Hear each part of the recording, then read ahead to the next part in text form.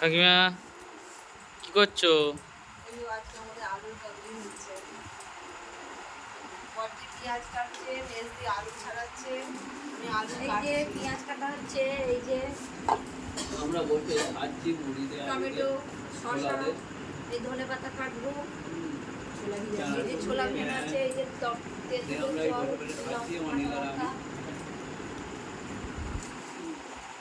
কাকু তুমি কি করছো?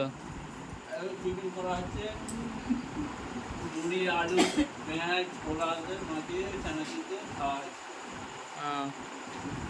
অনেক জায়গায় ঘুরে আসছে।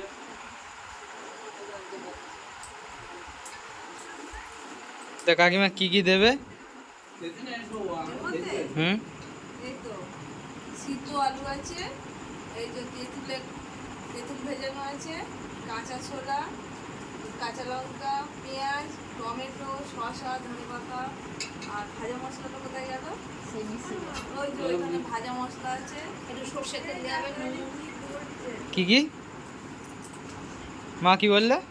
একটু সর্ষের তেল দেওয়া হবে, লবণ দেওয়া হবে, হ্যালো, তাই তারপর সেটাকে এই তো জম্পেশ আমরা করে আলু মাখা তরকারি হবে। বানাচ্ছি।